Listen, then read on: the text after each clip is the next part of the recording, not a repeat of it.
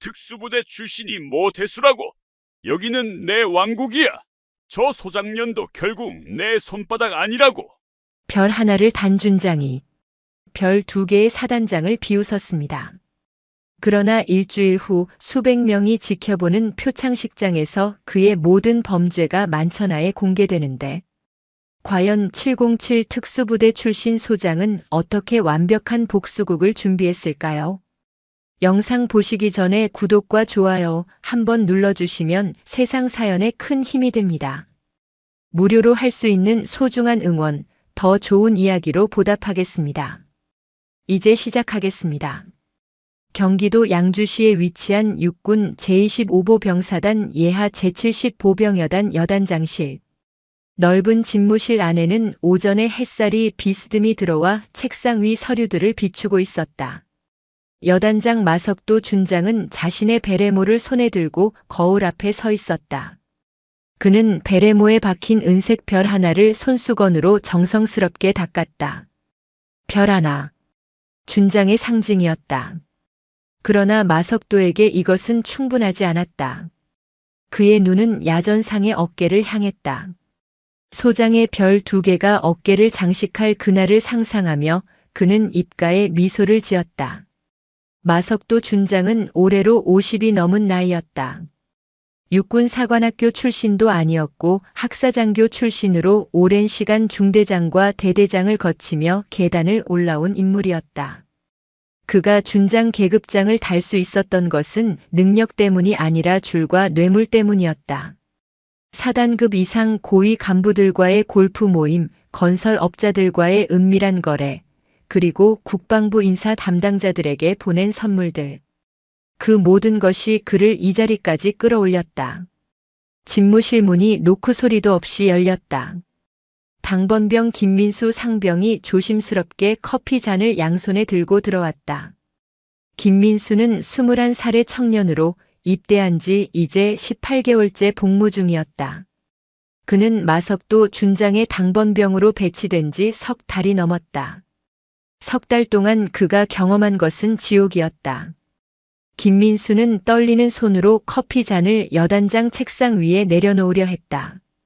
뭐 하는 거야, 이 새끼가. 마석도의 목소리가 차갑게 떨어졌다. 김민수는 순간 손이 굳었다. 커피 잔을 책상 위에 놓기도 전이었다. 마석도는 자리에서 일어나 김민수에게 다가갔다. 그리고 그가 들고 있던 커피 잔을 낚아챘다. 잔을 입에 대는 순간 마석도의 얼굴이 일그러졌다. 이게 뭐야? 뜨거워서 입에 댈 수가 있나? 죄송합니다, 여단장님. 죄송하다고? 내 이 자식이 날 죽이려고 작정했구나. 마석도는 커피 잔을 바닥에 내던졌다. 도자기 잔이 바닥에 부딪히며 산산조각 났고 뜨거운 커피가 사방으로 튀었다. 갈색 액체가 김민수의 전투화 위로 쏟아졌다. 양말을 적시고 발등을 타고 흐르는 뜨거운 액체에 김민수는 이를 악물었다. 비명을 지를 수도 없었다. 여단장 앞에서 고통을 드러내는 것은 더 큰 화를 부를 뿐이었다. 야, 거기서. 마석도는 김민수가 뒷걸음질 치는 것을 보고 소리쳤다. 그리고는 군화를 신은 발로 김민수의 정강이를 걷어찼다. 1번, 2번. 김민수는 고통을 참으며 차렷 자세를 유지했다. 눈물이 고였지만 흘릴 수 없었다. 마석도는 김민수의 얼굴을 노려보며 말했다. 내 이개 같은 새끼가 나를 암살하려고 했지? 뜨거운 커피로 화상을 입히려고? 응? 아닙니다, 여단장님. 정말 실수였습니다. 실수? 내가 실수로 보여? 너 같은 놈은 영창 보내야 정신 차릴 것 같은데? 마석도의 고함 소리가 복도까지 울려 퍼졌다. 집무실 밖에서 대기 중이던 행정병들과 부관들은 고개를 숙인 채 자신들의 일에만 집중하는 척했다. 누구도 여단장의 분노를 막을 수 없었다. 아니, 막으려 하지 않았다. 모두가 자신의 안전만을 생각했다. 당장 치워. 그리고 커피 다시 가져와. 이번엔 제대로 된 온도로. 예, 알겠습니다. 김민수는 바닥에 흩어진 도자기 파편과 커피 얼룩을 닦기 시작했다. 화상을 입은 발은 욱신거렸지만 그는 표정 하나 바꾸지 않았다. 이것이 그의 일상이었다. 마석도 준장 밑에서 당번병으로 일한다는 것은 매일 아침 지뢰밭을 걷는 것과 같았다. 마석도는 다시 거울 앞으로 돌아갔다. 그는 자신의 정복 차림을 바라보았다. 가슴에는 각종 포장과 훈장이 달려 있었다. 화랑무 공훈장, 보국 훈장, 그리고 몇 개의 근속 포장들. 그러나 그중 절반은 실제로 공을 세워받은 것이 아니었다. 서류 조작과 허위 보고로 얻어낸 것들이었다.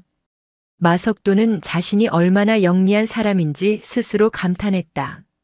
집무실 밖에서 다시 노크 소리가 들렸다. 이번에는 제대로 된 노크였다. 들어와. 문이 열리고 여단 인사참모 이철수 중령이 들어왔다. 그는 어깨에 무궁화 2개가 달린 중령 계급장을 달고 있었다. 이철수는 마석도의 오른팔 같은 존재였다. 아니, 더 정확히 말하면 공범이었다. 여단장님, 이번 달 부대 운영비 집행 내역서입니다. 이철수가 서류 파일을 책상 위에 올려놓았다. 마석도는 파일을 펼쳐들었다. 병사 급식비, 난방비, 피복비, 각종 운영비 항목들이 빼곡히 적혀 있었다. 그러나 실제 수치는 장부상의 절반도 되지 않았다. 나머지는 마석도와 참모들의 주머니로 들어갔다. 급식비에서 이번 달은 얼마나 남았나? 3천만 원 정도 됩니다. 좋아.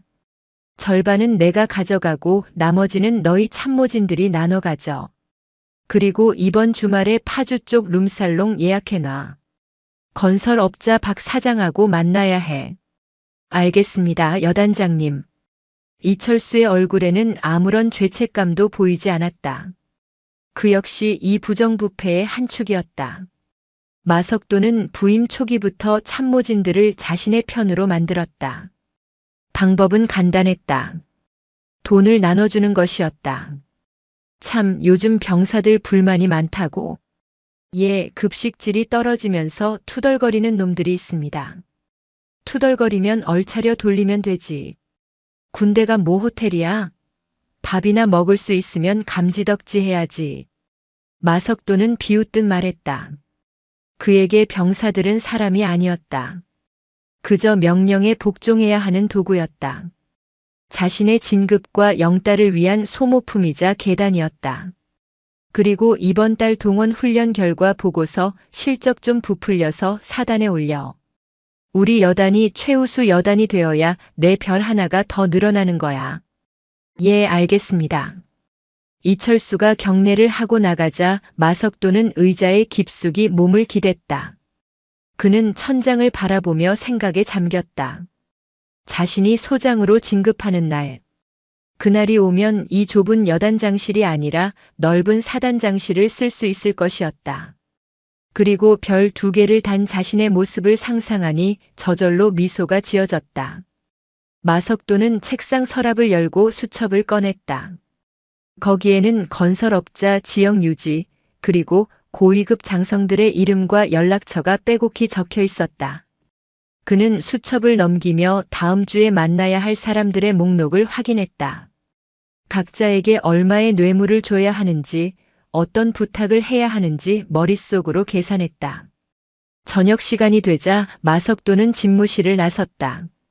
그는 전용 승용차를 타고 부대 정문을 빠져나갔다.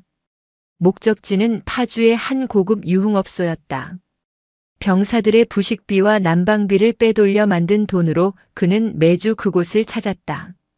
업소 마담은 항상 그를 귀빈처럼 대접했다.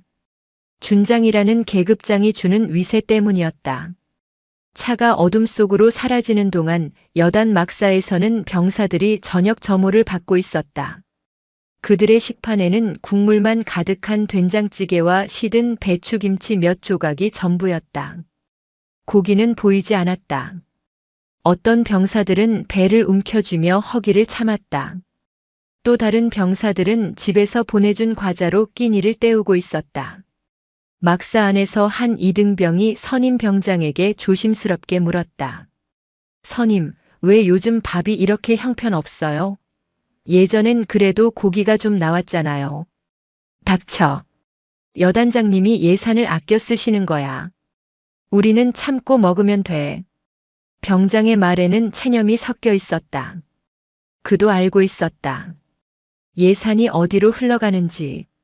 하지만 말할 수 없었다. 이 부대에서 진실을 말하는 것은 자살 행위나 다름없었다. 김민수 상병은 자신의 침상에 누워 화상을 입은 발을 바라보았다. 붉게 부어오른 피부가 욱신거렸다. 그는 의무대에 가고 싶었지만 갈 수 없었다. 만약 의무대에 가면 여단장에게 맞았다는 사실이 드러날 것이고 그렇게 되면 더 큰 보복이 따를 것이 뻔했다. 그는 이를 악물고 고통을 참았다. 김민수는 천장을 바라보며 생각했다. 대한민국 육군. 나라를 지키는 군대. 그 안에서 자신은 무엇인가? 국민의 아들이자 형제로서 입대했지만 지금 그는 한 사람의 노예에 불과했다. 별 하나를 단 준장 앞에서 그는 아무것도 아니었다. 저항할 수도 말할 수도 없는 존재. 그저 명령에 따르고 맞고 참는 것만이 그의 일상이었다. 밤이 깊어갔다. 제70 보병여단의 불빛들이 하나둘 꺼져갔다. 하지만 병사들의 마음속 어둠은 꺼지지 않았다. 마석도 준장이라는 폭군 아래에서 그들은 매일 밤 내일을 두려워하며 잠들었다. 언제 또 이유 없이 맞을지, 언제 또 굶주림을 참아야 할지 알 수 없었다. 그들의 군 생활은 명예로운 복무가 아니라 생존 게임이었다. 여단장실의 불빛만이 홀로 켜져 있었다. 마석도는 파주로 떠났지만 그가 남긴 공포와 억압은 여전히 이 부대를 지배하고 있었다. 양주의 밤하늘에는 별들이 빛났지만 제70 보병여단의 하늘은 여전히 어두웠다. 육군 제25보병사단 사령부 정문 앞에는 이른 아침부터 예식 준비가 한창이었다. 오늘은 신임 사단장 취임식이 열리는 날이었다. 사단 참모들과 예하 여단장들이 정복 차림으로 속속 도착했다. 그들의 어깨에는 각기 다른 계급장이 빛났다. 중령, 대령, 그리고 준장. 모두가 긴장한 표정이었다.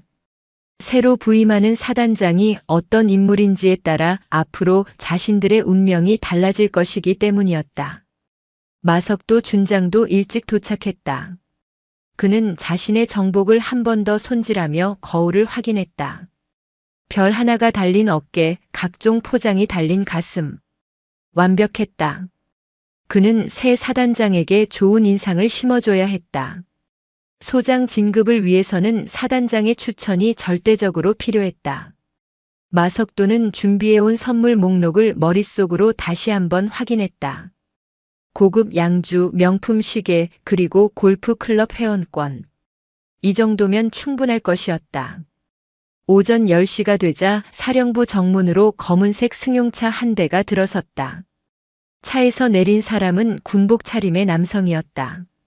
그의 어깨에는 은색 별 2개가 달려 있었다. 소장 계급장이었다. 강도진 소장. 제25보 병사단의 새로운 사단장이었다. 강도진은 47살의 나이로 육군에서 역대 최연소 소장 진급 기록을 세운 인물이었다.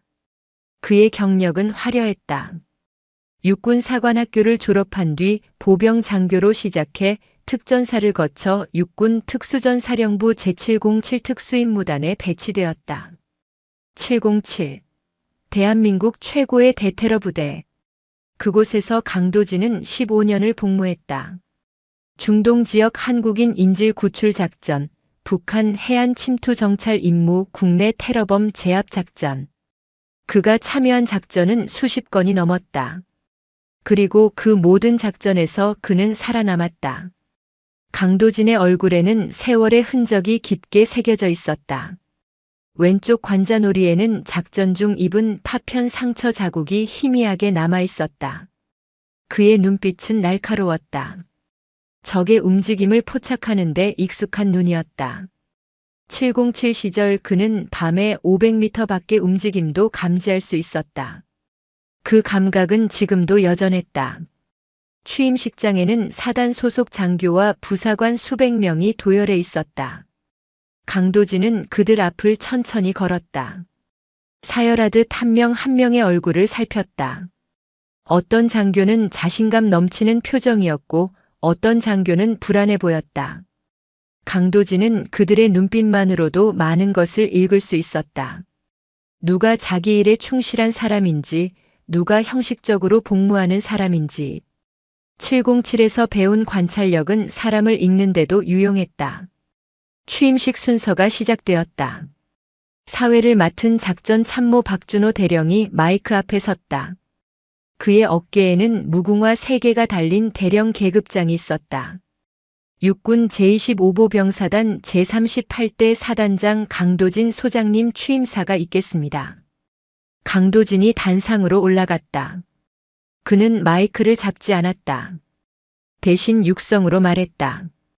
그의 목소리는 수백 명이 모인 광장 구석구석까지 울려 퍼졌다. 707에서 다진 발성법이었다. 나는 강도진이다. 오늘부터 제25보 병사단을 책임지게 되었다. 길게 말하지 않겠다. 나는 의례와 형식을 좋아하지 않는다. 전투 현장에서는 그런 것이 필요 없기 때문이다. 우리는 군인이다. 군인의 본분은 싸워서 이기는 것이고 그 전에 부하를 지키는 것이다. 나는 이 사단이 대한민국에서 가장 강한 부대가 되길 원한다. 그러나 강함이란 무기와 장비만으로 만들어지지 않는다. 병사 한 명 한 명이 믿음을 가질 때 그때 진짜 강한 부대가 된다. 나는 여러분의 믿음을 얻기 위해 노력할 것이다. 그리고 여러분도 나를 믿어주길 바란다. 이상이다. 짧은 취임사였다. 준비된 원고도 없었고 화려한 수사도 없었다. 하지만 그 말 속에는 무게가 있었다. 장교들은 이 새로운 사단장이 예전과 다르다는 것을 직감했다. 마석도 준장은 미간을 찌푸렸다. 뭔가 불길한 예감이 들었다. 취임식이 끝나자 통상적으로는 환영 만찬이 이어지는 것이 관례였다. 그러나 강도진은 만찬을 취소했다. 대신 그는 참모들에게 지시했다. 지금부터 예하 부대 순회 점검을 시작한다. 일정은 알리지 말고 불시에 진행한다. 참모들이 당황했다. 작전 참모 박준호 대령이 조심스럽게 물었다. 사단장님, 그러면 부대들이 준비할 시간이 없는데요. 준비할 필요 없다. 있는 그대로를 보러 가는 것이다. 강도진의 말투는 단호했다. 박준호는 더 이상 말을 잇지 못했다. 강도진은 승용차에 올라타며 말했다. 제70 보병여단부터 가자. 마석도의 여단이었다. 강도진은 우연히 선택한 것이 아니었다. 취임 전부터 그는 사단 내 각 부대의 정보를 파악하고 있었다. 그리고 제70여단에서 이상한 징후들을 포착했다. 병사 급식비 집행 내역의 불일치, 비정상적으로 높은 영창 입소율, 그리고 자살 시도 사건. 뭔가 문제가 있었다. 차가 제70여단 정문에 도착한 것은 점심시간 직전이었다. 정문 초소의 헌병들이 사단장 전용 차량을 보고 황급히 경례를 올렸다. 강도진은 차에서 내려 곧장 병사 식당으로 향했다. 참모들이 급히 뒤따랐다. 마석도 준장은 사단장이 온다는 연락을 받고 얼굴이 하얗게 질렸다. 그는 급히 집무실을 나와 식당으로 달려갔다. 강도진이 식당에 들어섰을 때 병사들은 이미 배식을 받고 있었다. 강도진은 배식대 앞으로 걸어갔다. 그리고 국통 안을 들여다보았다. 된장찌개였다. 국물은 탁했지만 건더기가 거의 보이지 않았다. 고기는 한 점도 없었다. 두부 몇 조각과 파만 떠다니고 있었다. 강도진은 국자로 국을 한번 저어보았다. 밑바닥에도 고기는 없었다. 그는 배식을 받고 있던 한 이등병에게 물었다. 병사, 평소에도 이렇게 먹나? 예, 사단장님. 이등병은 긴장한 목소리로 대답했다. 강도진은 옆에 있는 반찬통들도 확인했다. 시든 배추김치, 밋밋해 보이는 콩나물 무침, 그리고 짠지 몇 조각. 이것이 대한민국 육군 병사들의 점심이었다. 강도진은 식판을 하나 집어들고 직접 배식을 받았다. 그리고 병사들이 앉아있는 테이블로 걸어갔다. 병사들은 사단장이 자신들 옆에 앉는 것을 보고 깜짝 놀라 일어나려 했다. 강도진이 손을 저으며 말했다. 앉아있어. 편하게 먹어. 강도진은 된장찌개를 한 숟가락 떠서 입에 넣었다. 맛이 없었다. 아니, 맛이 없는 정도가 아니라 영양가가 전혀 느껴지지 않았다. 그는 숟가락을 내려놓고 병사들을 바라보았다. 그들의 얼굴은 헬쑥했다. 눈빛에는 생기가 없었다. 강도진은 이런 눈빛을 알고 있었다. 굶주림과 스트레스에 시달리는 사람들의 눈이었다. 너희들 며칠째 이렇게 먹었나? 한 병장이 조심스럽게 대답했다. 한 석 달쯤 됩니다, 사단장님. 고기는 언제 마지막으로 먹었지? 기억이 잘 안 납니다. 강도진의 얼굴이 굳어졌다. 그는 자리에서 일어나 식당 밖으로 나왔다. 마석도 준장이 땀을 흘리며 그의 앞에 서 있었다. 강도진은 마석도를 똑바로 바라보았다. 여단장, 병사들 급식이 왜 저 모양인가? 보급 사정이 좋지 않아 그렇습니다, 사단장님. 요즘 물가가 많이 올라서. 물가가 올랐다고? 그래서 고기를 아예 안 주나? 강도진의 목소리는 차갑게 식어 있었다. 마석도는 입술을 달싹였다. 변명거리를 찾고 있었다. 강도진은 한 발 더 다가갔다. 여단장, 요즘 돼지고기 값이 많이 올랐나 보군. 예, 사단장님. 예산 집행이 빠듯해서. 그래. 내가 확인해 본 바로는 이번 달 여단 급식비가 충분히 배정되어 있던데. 그 돈이 어디로 간 건가? 마석도의 얼굴에서 핏기가 가셨다. 강도진은 이미 장부를 확인한 것이 분명했다. 마석도는 어떻게 대답해야 할지 몰라 입을 열지 못했다. 강도진은 그의 눈을 뚫어지게 바라보았다. 707 시절 테러범을 신문할 때의 눈빛이었다. 대답 못하겠나? 송구합니다, 사단장님. 제가 예산 관리를 소홀히 했습니다. 소홀히? 소홀히 해서 병사들이 석 달째 굶고 있는 건가? 강도진의 목소리가 높아졌다. 주변에 있던 참모들과 병사들이 모두 그쪽을 바라보았다. 마석도는 고개를 숙였다. 강도진은 그에게 등을 돌리며 말했다. 내일 아침까지 이 여단의 모든 예산 집행 내역을 사단 감찰실로 제출하게. 영수증 하나까지 전부 말이야. 예, 알겠습니다. 마석도의 목소리는 떨리고 있었다. 강도진은 더 이상 그와 말을 섞지 않고 차에 올라탔다. 차가 출발하자 강도진은 창밖을 바라보았다. 여단 훈련장에서는 병사들이 구보 훈련을 하고 있었다. 그들의 발걸음은 무거웠다. 제대로 먹지 못한 탓이었다.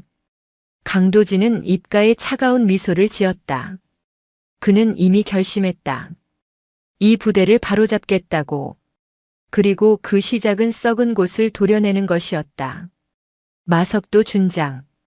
그가 첫 번째 표적이었다. 강도진은 707 시절 배운 것이 있었다. 적을 제거하기 전에는 철저히 관찰하고 증거를 모아야 한다는 것. 섣불리 움직이면 적이 도망칠 수 있다. 그는 참모들에게 지시했다. 감찰실장 제70여단 예산 집행 내역 전수조사를 시작하게. 지난 1년치 전부 말이야. 예, 알겠습니다. 차가 사단 사령부로 돌아가는 동안 강도진은 창밖 풍경을 바라보았다. 경기도 양주의 하늘은 맑았다.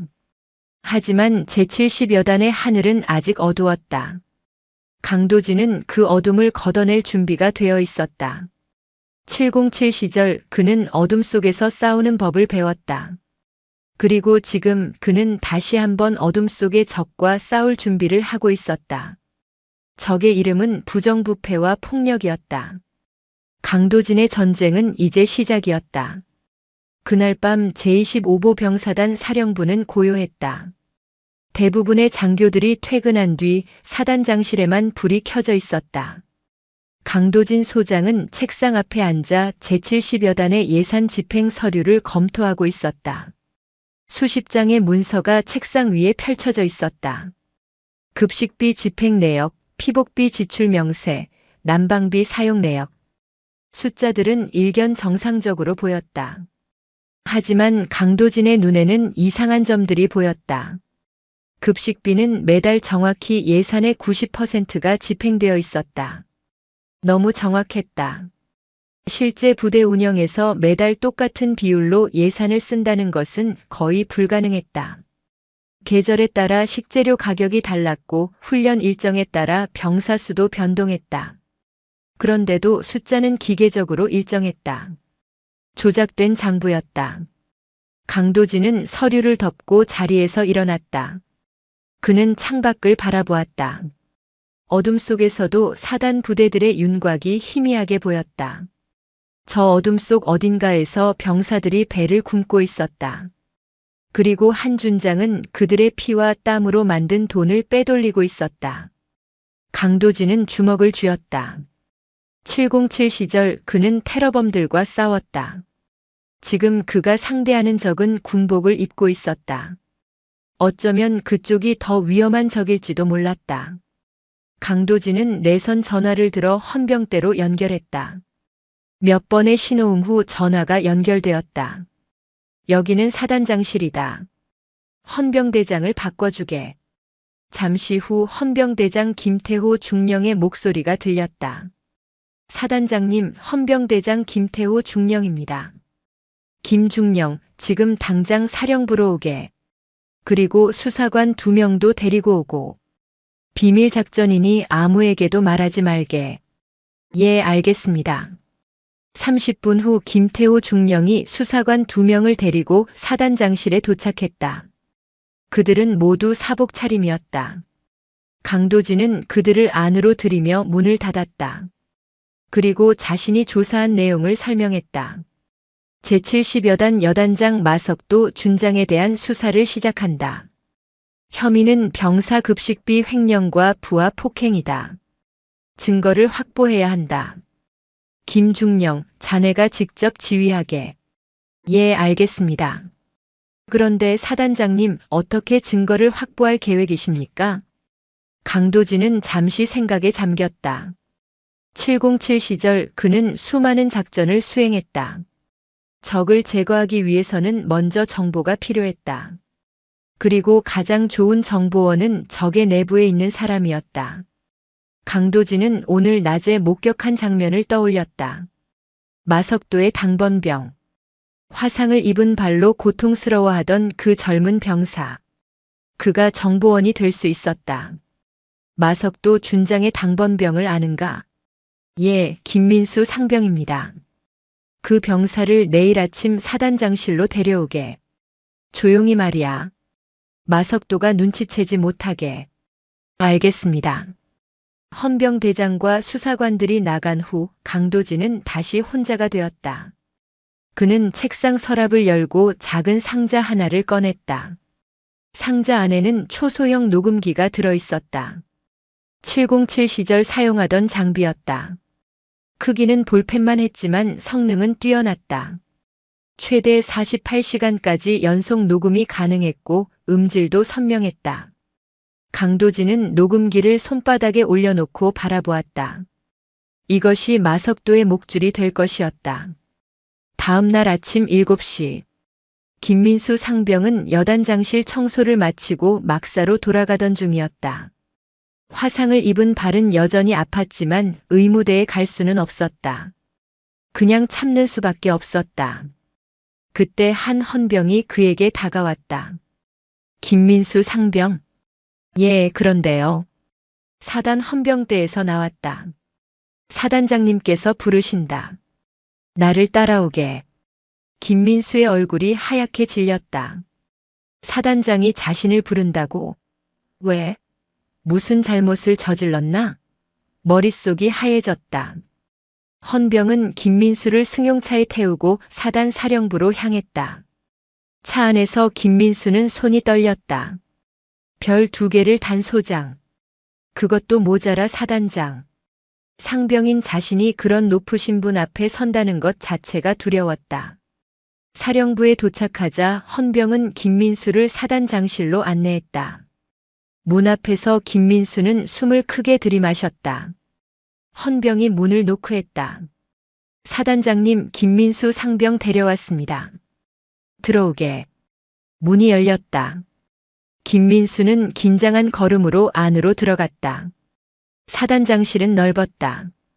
책상 뒤에는 태극기와 사단기가 세워져 있었고 벽면에는 각종 표창장과 사진들이 걸려 있었다.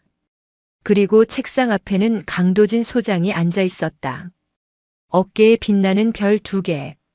김민수는 부들부들 떨리는 손으로 거수 경례를 올렸다. 제70보병여단 소속 김민수 상병 사단장님께 경례. 편히하게. 강도진은 의자에서 일어나 김민수에게 다가왔다. 김민수는 차렷 자세를 유지한 채 고개를 숙였다. 강도진은 그의 얼굴을 살폈다. 창백한 얼굴, 움푹 들어간 눈, 마른 체격. 제대로 먹지 못한 흔적이었다. 강도진은 부드럽게 말했다. 앉게. 여기 앉아. 강도진은 소파를 가리켰다. 김민수는 망설이다가 소파 끝에 조심스럽게 앉았다. 강도진도 맞은편 소파에 앉았다. 그리고 비서실장에게 말했다. 비서실장, 잠깐 밖에 나가 있게. 예, 알겠습니다. 비서실장 이승민 중령이 경례를 하고 밖으로 나갔다. 그의 어깨에는 무궁화 2개가 달린 중령 계급장이 있었다. 문이 닫히자 방 안에는 강도진과 김민수 둘만 남았다. 김민수는 더욱 긴장했다. 소장과 단둘이 있다는 것 자체가 믿기지 않았다. 강도진은 김민수의 발을 바라보았다. 전투화 가죽이 약간 변색되어 있었다. 커피에 데인 자국이었다. 강도진이 입을 열었다. 발이 아픈가? 아닙니다, 사단장님. 거짓말하지 말게. 어제 식당에서 자네를 봤네. 걸음걸이가 부자연스러웠어. 발에 화상을 입었지? 김민수는 대답하지 못했다. 강도진은 자리에서 일어나 구급 상자를 가져왔다. 그리고 김민수 앞에 무릎을 꿇고 앉았다. 김민수는 깜짝 놀라 뒤로 물러나려 했다. 사단장님, 안 됩니다. 제가 어떻게 가만히 있게. 군인이 다쳤으면 치료를 받아야지. 강도진은 김민수의 전투화를 벗겼다. 양말을 벗기자 붉게 부어오른 발등이 드러났다. 물집이 잡혀 있었고 일부는 터져서 진물이 나고 있었다. 강도진은 소독약을 적신 솜으로 조심스럽게 상처를 닦았다. 김민수는 따끔한 통증에 이를 악물었다. 강도진이 물었다. 이거 마석도 준장이 한 건가? 김민수는 대답하지 못했다. 대답하는 순간 자신의 운명이 끝날 것 같았다. 강도진은 화상 연고를 발라주며 말했다. 나는 자네를 벌주러 부른 게 아니네. 자네가 겪은 일을 알고 있어. 그리고 그것을 끝내주러 왔네. 사단장님. 김민수의 목소리가 떨렸다. 강도진은 거즈로 상처를 감싸며 계속 말했다. 나는 707 특수임무단 출신이네. 거기서 15년을 복무했지. 작전을 수행하며 배운 게 있어. 악당을 제거하려면 먼저 증거가 필요하다는 것. 그리고 가장 좋은 증거는 현장의 목소리라는 것. 강도진은 발 치료를 마치고 일어났다. 그리고 책상으로 가서 작은 상자를 가져왔다. 상자를 열자 초소형 녹음기가 들어있었다. 강도진은 그것을 김민수에게 보여주었다. 이것이 마석도 준장의 목줄이 될 것이네. 자네가 이것을 가지고 가서 그 사람의 말과 행동을 녹음하는 거야. 폭언, 폭행, 뇌물거래, 모든 것을 말이야. 김민수는 녹음기를 바라보았다. 작은 기계였지만 그것이 자신을 구원할 수도 파멸시킬 수도 있었다. 강도진이 말했다. 두렵겠지. 나도 안다. 자네가 이걸 거부해도 나는 이해 안 해. 하지만 자네가 아니면 다른 병사가 당할 거야. 마석도 같은 인간은 계속 같은 짓을 반복하거든. 김민수는 고개를 들어 강도진을 바라보았다. 소장의 눈빛은 진지했다. 거짓이 없었다. 김민수는 지난 석 달을 떠올렸다. 매일 아침 커피를 끓이며 손이 떨렸던 순간들. 이유 없이 맞고 욕을 먹었던 날들. 그리고 영창에 갈까봐 두려워 잠 못 이루던 밤들. 이제 그것을 끝낼 수 있었다. 제가 하겠습니다, 사단장님. 김민수의 목소리는 작았지만 단호했다. 강도진은 고개를 끄덕이며 녹음기를 건넸다. 이것은 볼펜처럼 생겼지만 실제로는 녹음기야. 가슴 주머니에 꽂아두면 돼. 버튼은 여기 있고 한 번 누르면 녹음이 시작되고 다시 누르면 멈춰. 배터리는 48시간 지속되니 매일 밤 충전하게. 예, 알겠습니다. 그리고 조심하게. 마석도가 눈치채면 자네가 위험해질 수 있어. 절대 들키지 말게. 네. 강도진은 김민수의 어깨를 가볍게 두드렸다. 용기를 내게. 자네는 지금 혼자가 아니야. 내가 뒤에 있네. 그리고 헌병대도 대기하고 있어. 충분한 증거가 모이면 내가 직접 움직일 거야. 김민수는 눈시울이 뜨거워졌다. 태어나서 처음으로 누군가가 자신을 지켜준다는 느낌을 받았다. 그것도 별 2개를 단 소장이. 김민수는 경례를 올렸다. 감사합니다, 사단장님. 꼭 해내겠습니다. 자네를 믿네. 가서 평소처럼 행동하게. 아무 일도 없었던 것처럼. 김민수가 사단장실을 나가자 강도진은 창가로 걸어갔다. 그는 먼 곳을 바라보았다. 제70여단이 있는 방향이었다. 이제 게임이 시작되었다. 마석도는 자신이 덫에 걸렸다는 것을 아직 모르고 있었다. 하지만 곧 알게 될 것이었다. 강도진은 707 시절 배운 것이 하나 더 있었다. 인내심을 가지고 기다리는 것. 적이 스스로 무너질 때까지. 그날 오후 김민수는 여단장실로 돌아왔다. 마석도 준장은 책상에 앉아 전화 통화 중이었다. 김민수는 조용히 청소를 시작했다. 가슴 주머니에는 볼펜 모양의 녹음기가 꽂혀 있었다. 그의 손은 떨렸지만 표정은 평소와 같았다. 마석도는 전화를 끊고 김민수를 노려보았다. 야, 커피 가져와. 예, 알겠습니다. 김민수는 다용도실로 가서 커피를 끓였다. 이번에는 온도를 정확히 맞췄다. 그리고 커피를 들고 들어가기 전 가슴 주머니에 녹음기 버튼을 눌렀다. 작은 진동이 느껴졌다. 녹음이 시작된 것이었다. 김민수는 커피를 들고 여단장실로 들어갔다. 마석도는 커피를 한 모금 마시고는 인상을 찌푸렸다. 이게 뭐야? 맛이 없잖아. 죄송합니다. 죄송하긴. 너 같은 놈은 진짜 쓸모가 없어. 마석도의 욕설이 시작되었다. 그리고 그 모든 것이 녹음기에 고스란히 담기고 있었다. 김민수는 참았다. 조금만 더 참으면 이 지옥이 끝날 것이었다. 그는 강도진 소장의 말을 떠올렸다. 자네는 혼자가 아니야. 그 말이 김민수에게 힘을 주었다. 밤이 되자 김민수는 막사로 돌아와 녹음기를 확인했다. 재생 버튼을 누르자 마석도의 목소리가 선명하게 들렸다. 성공이었다. 김민수는 작은 승리감을 느꼈다. 이것이 시작이었다. 그는 매일 이렇게 증거를 모을 것이었다. 그리고 언젠가 마석도는 그 모든 말과 행동의 대가를 치를 것이었다. 제25보 병사단 사령부에서는 강도진 소장이 여전히 불을 켜놓고 작업 중이었다.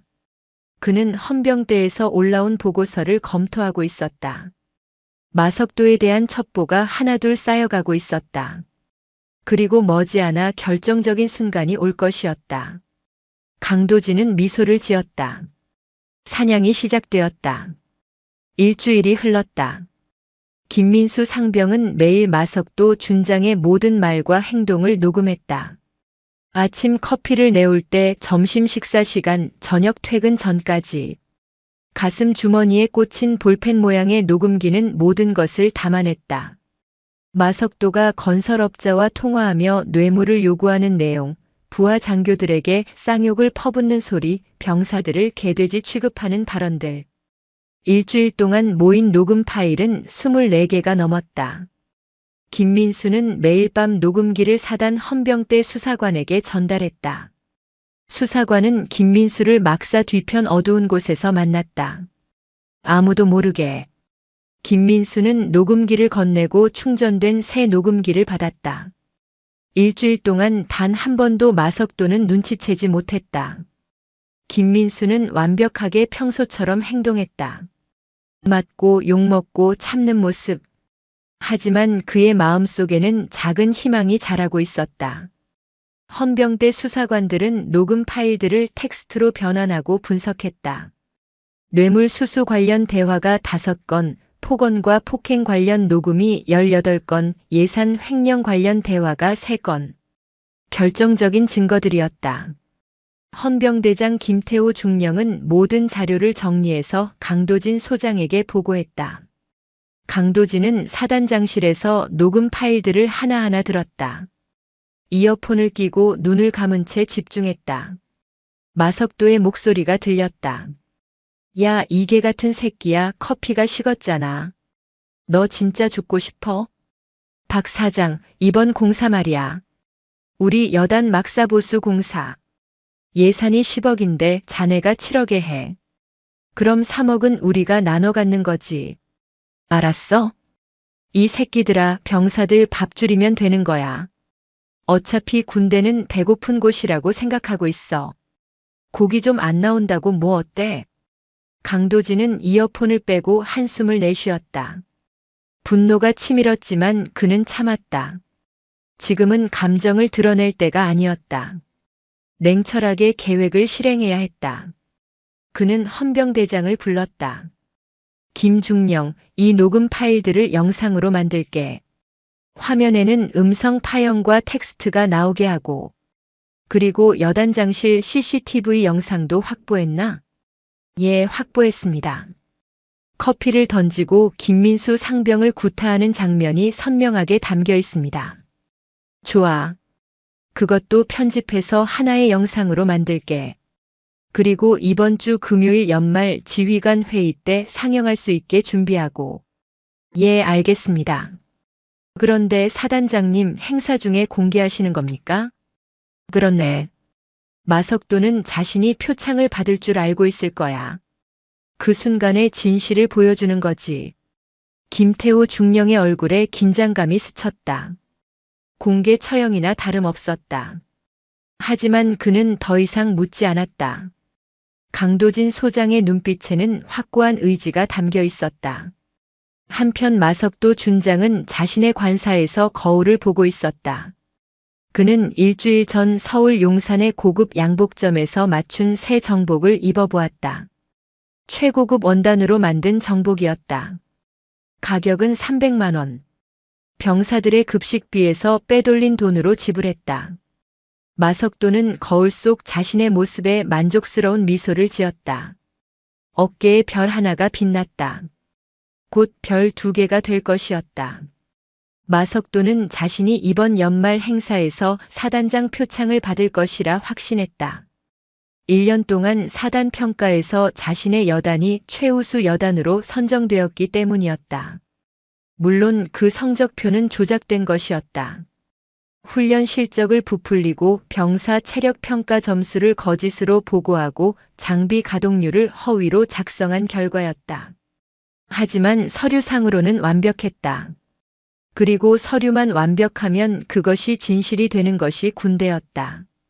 적어도 마석도는 그렇게 믿었다. 금요일이 되었다. 제25보 병사단 대강당에는 이른 아침부터 준비가 한창이었다. 무대 위에는 태극기와 사단기가 걸렸고 단상에는 사단장과 참모들이 앉을 의자가 배치되었다. 대형 스크린도 설치되었다. 통상적으로 사단 홍보 영상이나 훈련 하이라이트를 상영하기 위한 것이었다. 참모들은 그것이 오늘 전혀 다른 용도로 쓰일 것이라는 사실을 몰랐다. 오직 강도진과 헌병대만이 알고 있었다. 오후 2시. 행사가 시작되기 1시간 전. 장교들과 부사관들이 속속 강당으로 입장했다. 정복 차림의 인파가 강당을 가득 채웠다. 중령, 대령, 준장. 각기 다른 계급장을 단 사람들이었지만 모두 긴장한 표정이었다. 연말 행사는 1년의 성과를 평가받는 자리였고 누군가는 표창을 받고 누군가는 질책을 듣는 자리였다. 마석도 준장은 강당 앞쪽 귀빈석에 앉았다. 그는 새로 맞춘 정복을 입고 있었다. 가슴에는 각종 약장이 줄지어 달려 있었다. 화랑무 공훈장, 보국 훈장, 근속 포장들. 그중 절반은 실제 공적 없이 얻어낸 것들이었다. 마석도는 주변 동료들과 담소를 나누며 여유로운 표정을 지었다. 옆자리에 앉은 제71여단장 최민석 준장이 물었다. 마 여단장, 오늘 표창 받는다며? 축하하네. 아직 확정된 건 아니지만 뭐 기대는 하고 있지. 마석도는 겸손한 척했지만 입가의 미소를 감추지 못했다. 그는 이미 인사참모에게 확인받았다. 자신이 최우수 여단장 표창 대상자라는 것을. 마석도는 상상했다. 자신이 단상으로 걸어나가고 강도진 소장이 표창장을 수여하고 악수를 나누는 장면. 그 순간이 자신의 소장 진급을 확정짓는 순간이 될 것이었다. 오후 3시. 행사가 시작되었다. 사회를 맡은 인사참모 정승훈 대령이 무대에 올랐다. 그의 어깨에는 무궁화 3개가 달린 대령 계급장이 빛났다. 정승훈은 마이크를 잡고 차분한 목소리로 말했다. 제25보 병사단 연말 지휘관 회의 및 유공자 표창 수여식을 시작하겠습니다. 전 참석자는 기립하여 국민 의례를 시행하겠습니다. 강당 안 수백 명이 일제히 일어났다. 애국가가 울려 퍼졌다. 국민 의례가 끝나자 사람들은 다시 자리에 앉았다. 단상 중앙에는 강도진 소장이 앉아 있었다. 그의 표정은 무표정했다. 양옆으로 작전참모 박준호 대령, 인사참모 정승훈 대령, 군수참모 한기철 대령이 도열해 있었다. 모두 무궁화 3개를 단 대령들이었다. 행사는 순서대로 진행되었다. 먼저 사단장 훈시가 있었다. 강도진은 간략하게 올해의 성과를 언급하고 내년 목표를 제시했다. 그의 말투는 담담했다.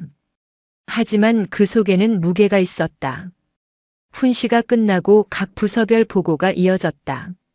작전보고, 인사보고, 군수보고. 1시간 가까이 지루한 보고가 계속되었다. 그리고 드디어 표창 수여식 순서가 되었다. 인사참모 정승훈 대령이 다시 마이크를 잡았다. 이어서 올해 우수부대 및 개인에 대한 표창을 수여하겠습니다. 마석도의 심장이 뛰기 시작했다. 이제 자신의 이름이 호명될 것이었다. 그는 자세를 바로 하고 단상을 바라보았다. 정승훈이 명단을 읽기 시작했다. 먼저 최우수 부대 표창입니다. 제70보병여단. 강당 안에서 박수 소리가 울렸다. 마석도는 미소를 지었다. 자신의 여단이 호명되었다. 정승훈이 계속 말했다. 제70보병여단장 준장 마석도 단상 앞으로 나오시기 바랍니다. 마석도는 자리에서 일어났다. 그는 가슴을 펴고 당당하게 단상을 향해 걸어갔다. 수백 명의 시선이 그에게 쏠렸다. 마석도는 자신이 이 순간의 주인공이라고 느꼈다. 그는 단상 앞까지 걸어와 강도진 소장을 마주했다. 그리고 거수 경례를 올렸다. 제70보병여단장 준장 마석도 사단장님께 경례. 강도진은 답례를 했다. 그의 얼굴에는 여전히 표정이 없었다. 마석도는 표창장을 받기 위해 두 손을 앞으로 모았다. 바로 그 순간이었다. 강당의 조명이 일제히 꺼졌다. 갑작스러운 어둠에 사람들이 술렁거렸다. 무슨 일인가? 정전인가? 사람들은 서로를 바라보았다. 마석도도 당황했다. 그때 무대 뒤편에 대형 스크린이 켜졌다. 하얀 화면이 강당을 비췄다. 그리고 영상이 재생되기 시작했다. 화면에는 여단장실 내부가 보였다. CCTV 영상이었다. 마석도가 책상에 앉아 있고 김민수 상병이 커피를 들고 들어오는 장면이었다. 사람들은 무슨 영상인지 몰라 조용히 지켜보았다. 화면 속 마석도가 커피를 입에 댔다. 그리고 소리를 질렀다. 스피커를 통해 그의 목소리가 강당 전체에 울려 퍼졌다. 이게 뭐야? 뜨거워서 입에 댈 수가 있나? 내 이 자식이 날 죽이려고 작정했구나. 굉장음과 함께 커피 잔이 바닥에 부딪히는 소리. 그리고 마석도가 김민수를 발로 차는 장면. 김민수가 고통스러워하며 쓰러지는 모습. 모든 것이 선명하게 담겨 있었다. 강당 안이 술렁거리기 시작했다. 사람들은 믿을 수 없다는 표정으로 스크린을 바라보았다. 영상은 계속되었다. 이번에는 전화 통화 녹음이었다. 화면에는 음성 파형과 함께 텍스트가 떠올랐다. 마석도의 목소리 박 사장, 이번 공사 말이야. 우리 여단 막사보수 공사. 예산이 10억인데 자네가 7억에 해. 그럼 3억은 우리가 나눠 갖는 거지. 상대방 목소리 알겠습니다, 여단장님. 그렇게 하겠습니다. 마석도의 목소리 그리고 다음 주에 파주 룸살롱에서 보자고. 내가 좋은데 알아. 강당 안이 웅성거렸다. 경악의 목소리들이 여기저기서 터져 나왔다. 마석도의 얼굴은 새하얗게 질렸다. 그는 스크린을 바라보며 입을 벌린 채 얼어붙었다. 이럴 수가. 어떻게? 누가? 영상은 멈추지 않았다. 마석도가 부하 장교들에게 쌍욕을 퍼붓는 장면, 병사들을 개돼지라고 부르는 장면, 급식비를 빼돌리라고 지시하는 장면. 모든 것이 낱낱이 공개되었다. 5분간 재생된 영상은 마석도의 모든 범죄를 담고 있었다. 영상이 끝나고 조명이 다시 켜졌다. 강당은 침묵에 휩싸였다. 수백 명의 시선이 단상 앞에 선 마석도에게 쏠렸다. 마석도는 다리가 후들거렸다. 그는 강도진을 바라보았다. 강도진의 눈빛은 차갑게 식어 있었다. 마석도는 떨리는 목소리로 말했다. 이건 조작입니다, 사단장님. 음모입니다. 제가 그런 짓을 할 리가. 닥쳐. 강도진의 목소리가 강당을 가득 채웠다. 마이크도 없이 육성만으로 수백 명을 압도하는 목소리였다. 707에서 단련된 발성이었다. 마석도는 입을 다물었다. 강도진은 자리에서 천천히 일어났다. 그리고 단상 앞으로 걸어 나왔다. 마석도와 불과 1미터 거리였다. 강도진은 마석도를 똑바로 바라보며 말했다. 군인의 계급장은 부하를 짓밟으라고 있는 것이 아니다. 부하를 지키라고 국가가 빌려준 것이다. 너는 그 의미를 모욕했다. 병사들의 밥을 빼앗고 부하를 구타하고 국가 예산을 횡령했다. 너 같은 인간은 그 별을 달 자격이 없다. 강도진이 손짓을 하자 강당 뒤편 문이 열렸다. 헌병 4명이 들어왔다. 그들은 마석도에게 다가가 양팔을 붙잡았다. 마석도는 저항하려 했지만 헌병들의 힘은 강했다. 그들은 마석도의 어깨에 달린 준장 계급장을 뜯어냈다. 은색 별 하나가 바닥에 떨어졌다. 살려주십시오, 사단장님. 제발요. 다시는 이런 짓 하지 않겠습니다. 마석도는 무릎을 꿇으며 애원했다. 하지만 강도진은 차갑게 돌아섰다. 그는 헌병대장에게 말했다. 끌어내. 헌병들이 마석도를 강제로 일으켜 세웠다. 그리고 강당 밖으로 끌고 나갔다. 마석도의 비명 같은 목소리가 복도로 사라졌다. 강당 안은 여전히 침묵에 휩싸여 있었다. 아무도 말하지 못했다. 모두가 방금 목격한 장면에 충격받았다.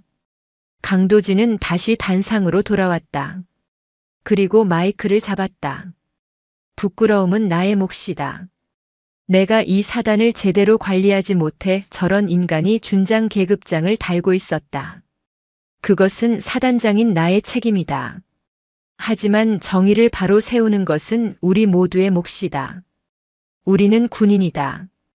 군인은 약자를 지키는 사람이다. 힘없는 병사들을 보호하는 것이 우리의 의무다. 오늘 이 일을 거울 삼아 우리 모두 스스로를 돌아보자. 강도진이 경례를 올렸다. 강당에 모인 수백 명이 일제히 일어나 답례했다. 그리고 박수 소리가 터져 나왔다. 처음에는 몇 명이, 그 다음에는 수십 명이, 마지막에는 모든 사람이 박수를 쳤다. 박수 소리는 우레와 같았다. 그것은 단순한 박수가 아니었다. 정의가 승리했다는 환호였다. 제25보 병사단의 강당을 가득 채운 박수 소리는 양주의 하늘까지 울려 퍼졌다. 강당의 박수 소리가 잦아들자 강도진 소장은 다시 마이크를 잡았다. 그의 목소리는 차분했지만 단호했다. 오늘 이후 제25보 병사단은 달라질 것이다. 나는 모든 예하부대에 대한 전수조사를 지시한다. 급식비, 피복비, 운영비 집행 내역을 투명하게 공개할 것이다. 그리고 병사들의 인권을 침해하는 어떤 행위도 용납하지 않을 것이다. 만약 오늘과 같은 일이 다시 발견된다면 계급과 직책을 막론하고 똑같이 처리할 것이다. 강당 안장교들의 표정이 굳어졌다. 일부는 긴장했고 일부는 각오를 다지는 듯했다. 강도진은 계속 말했다. 군인은 국가와 국민을 지키는 사람이다. 그러나 그 전에 우리는 부하를 지켜야 한다.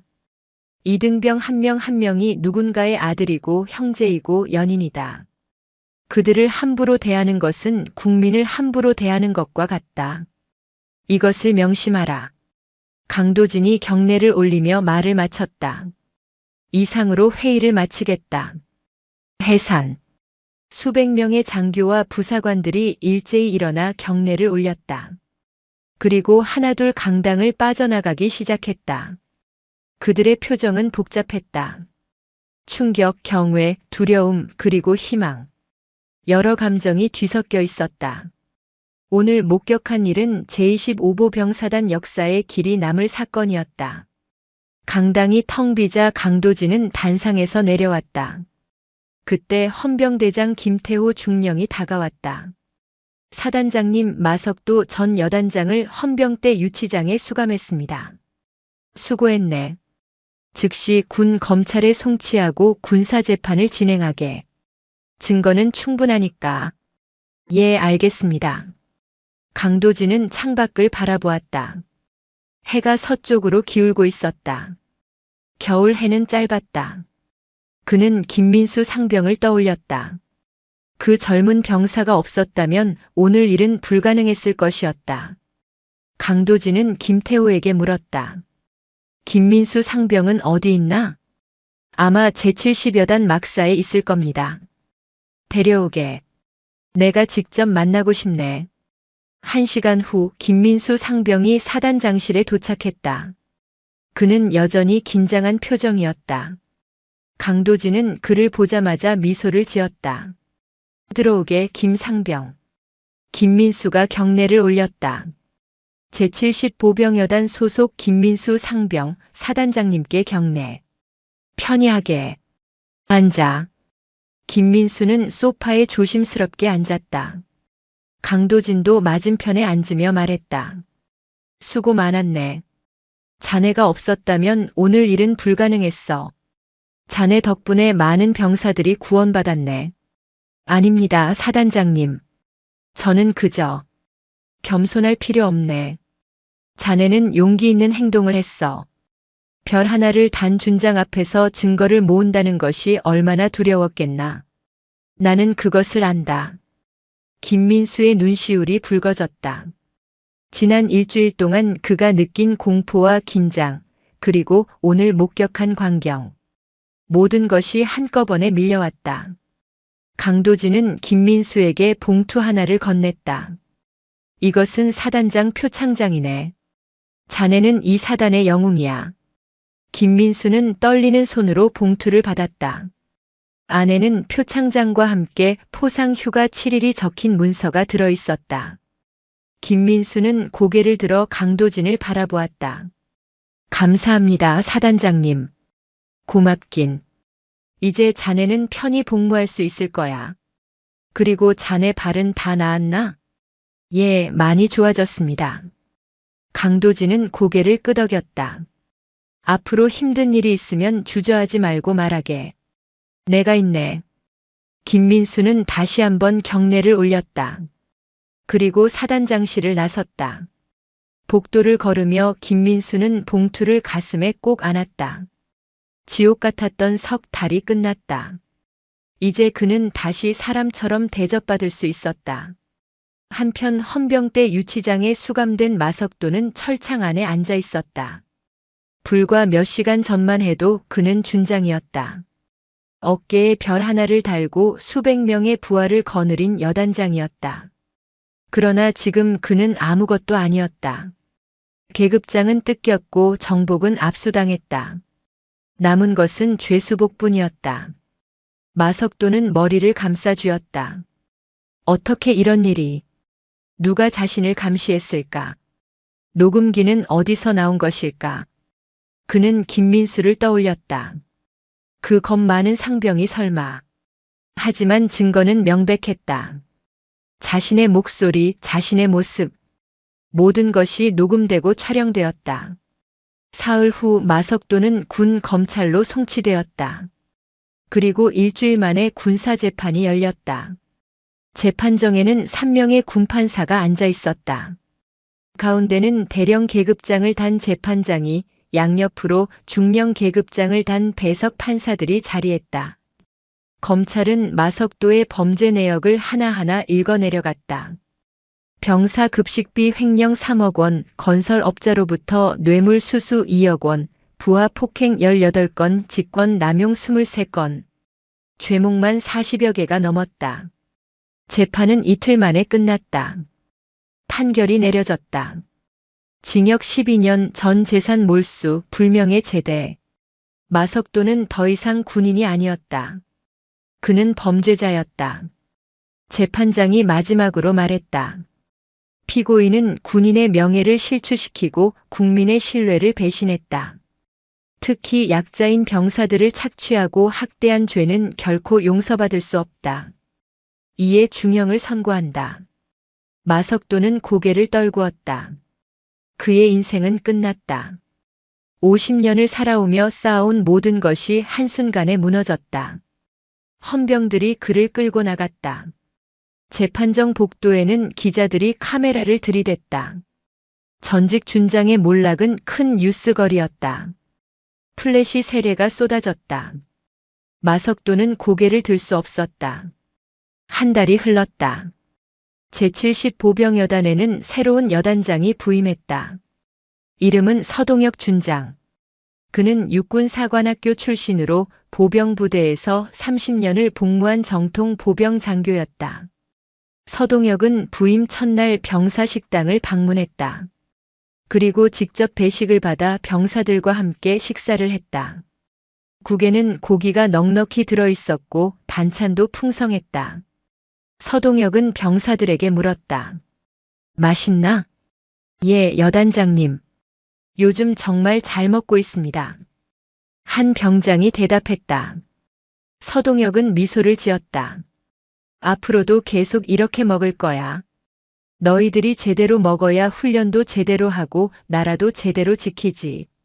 병사들의 얼굴에 생기가 돌았다. 한 달 전과는 완전히 달랐다. 그들의 눈빛에는 희망이 있었다. 서동혁은 식사를 마치고 훈련장으로 향했다. 거기서는 병사들이 구보 훈련을 하고 있었다. 그들의 발걸음은 힘차고 리듬감이 있었다. 제대로 먹은 병사들은 제대로 뛸 수 있었다. 서동혁은 훈련을 지켜보며 생각했다. 강도진 사단장이 했던 말. 군인의 계급장은 부하를 지키라고 있는 것이다. 서동혁은 그 말을 가슴에 새겼다. 그는 절대 마석도 같은 인간이 되지 않을 것이었다.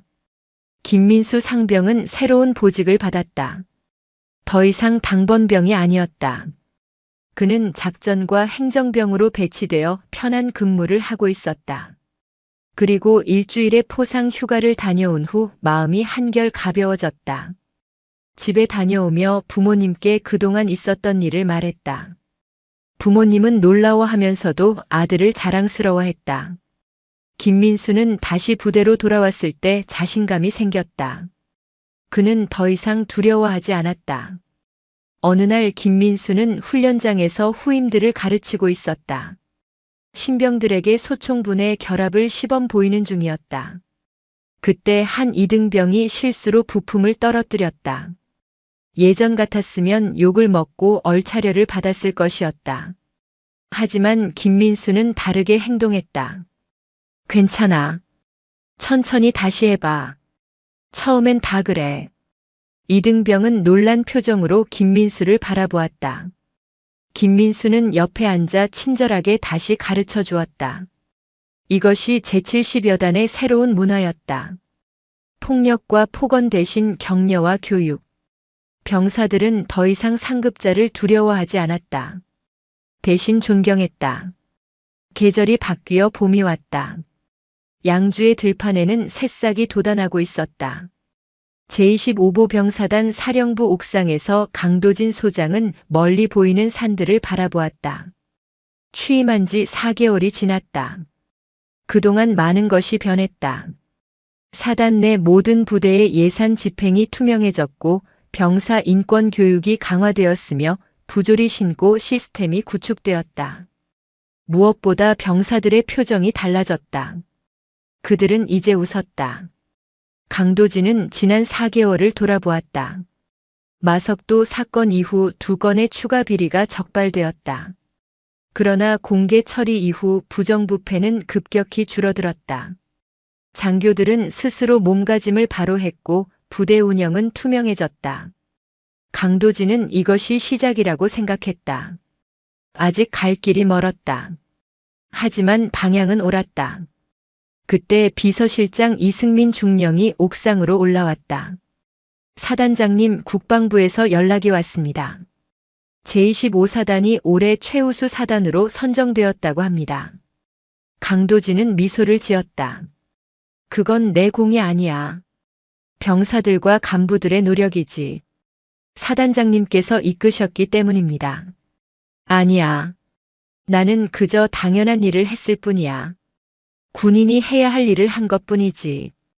강도진은 다시 멀리 보이는 제70여단 방향을 바라보았다.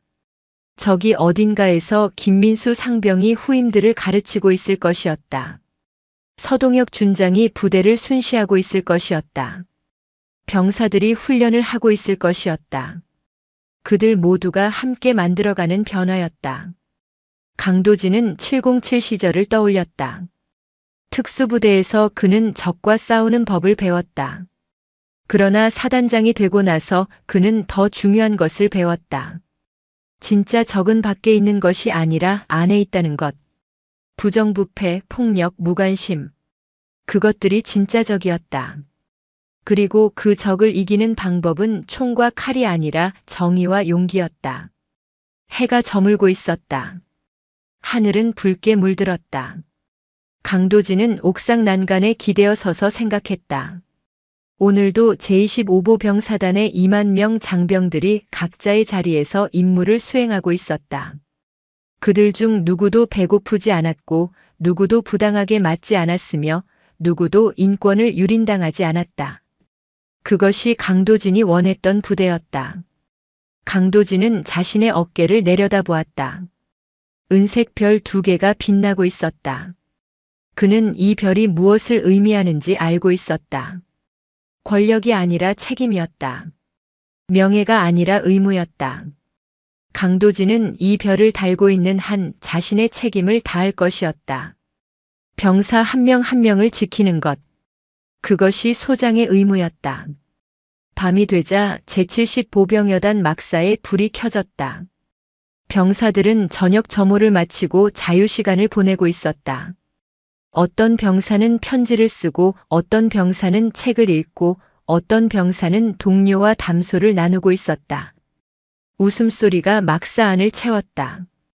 이것이 군대의 본래 모습이었다. 젊은이들이 나라를 지키기 위해 모여 함께 생활하는 곳. 서로를 존중하고 격려하며 성장하는 곳. 김민수는 자신의 침상에 누워 천장을 바라보았다. 몇 달 전 그는 이 자리에서 절망했었다. 매일 밤 내일이 두려웠고 언제 이 지옥이 끝날지 알 수 없었다. 하지만 지금은 달랐다. 그는 희망을 가지고 있었다. 저녁까지 300일이 남았다. 그 300일을 그는 당당하게 복무할 것이었다. 그리고 전역하는 날 그는 자랑스럽게 말할 수 있을 것이었다. 나는 떳떳하게 군 생활을 마쳤다고. 경기도 양주의 밤하늘에는 별들이 가득했다.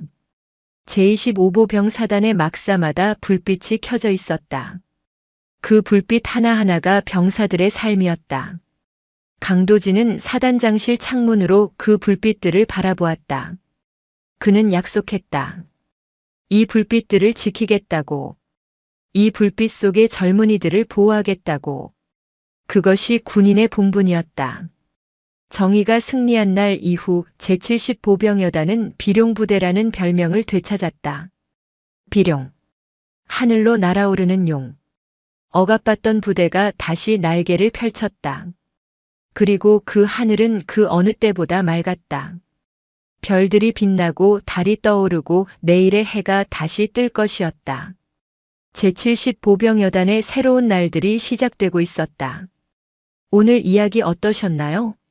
계급장은 권력이 아니라 책임의 무게를 의미합니다. 진정한 리더는 약자를 짓밟는 것이 아니라 그들을 지키는 사람입니다. 그리고 때로는 한 사람의 작은 용기가 수많은 사람을 구원합니다.